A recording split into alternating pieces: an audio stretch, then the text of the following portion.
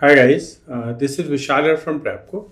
So in this video, we will understand how to create default events and default filters in a collection. So when you're creating a collection, there are certain things which are needed by default. Let's say you want to save something to the collection, you want to delete or edit some item, or maybe you want to display a list of items on the basis of tenants, on the basis of user, or maybe you want to show the count of items.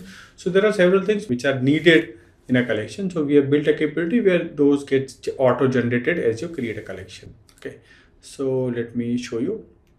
So this is a new project which has just some default collection. Company is a tenant and user enrolled. Now let's go and create a collection. Let's say I'm creating a collection called employee. So employee is a collection which will hold some values. Let's say name of the employee, date of birth, and email, right? So I have marked my collection as persisted because I want to store the data in the collection. And I also mark this create events, right? So we can enable, disable this. So this will auto generate, save, update, and delete events for this collection. So when you're using this collection, you don't have to go and create these events. And we'll see. For now, if I go and see my events, there are no events for this particular collection. I'll just go and create.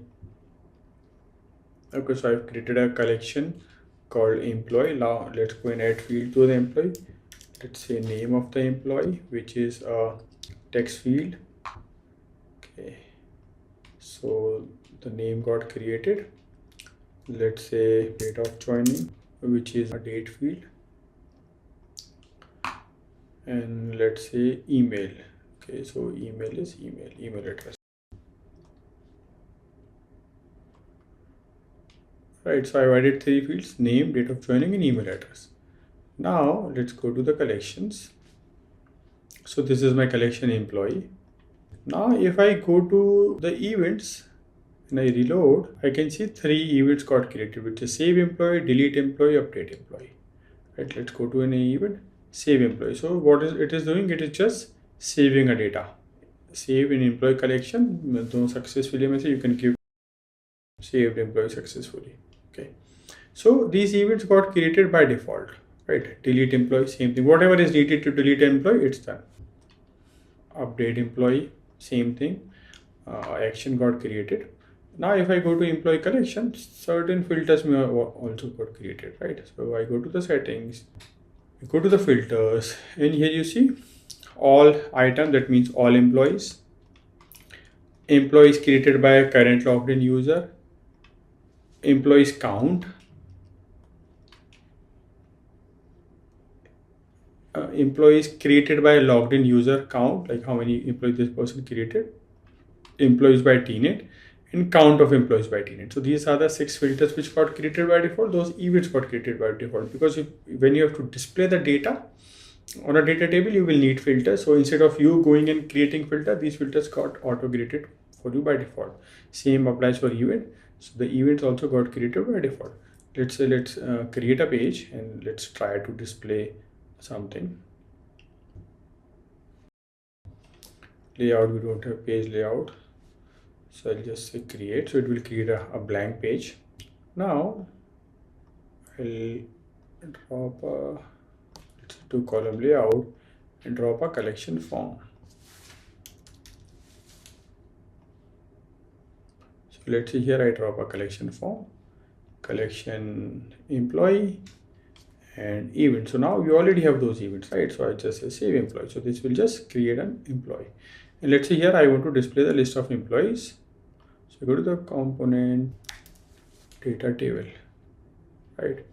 And I can bind get data from collection, and from collection employee collection, and I can see all these filters, right? Since you are not logged in, so I'll just mark it as all employees, right? Now let's say I want to display a list of employees somewhere. Okay, count of employees. I'll go and put a section here on top. Let's say 2-column layout, drop a heading, and I'll say in here I'll just bring the value from the filter, the count filter, right? So I'll go to the settings, I'll say get content from collection filters. Which collection? Employee collection. Which filter? Count, total count, right? Now let's go and publish these changes and then see them. So I have not created any events, I have not created any filters, I have just created a collection and I just dropped form on this page and binded the event, right? So let's go and create an employee. So my data got submitted. I have received a success message. Obviously it's not visible because of the theme which we've added. The color is overlapping, and then list of table, right? I'll just reload. We can add the reload even within the action. So now you see the employee is here, count is here, right? Let's say add another employee, submit, right? So now there are 2 employees, form is here and count is 2, right? So these filters, this is working by default. We have not created this filter. This form event is working by default, and this count filter is also working by default. So these are the things which we auto generate or auto create for you when you create a collection.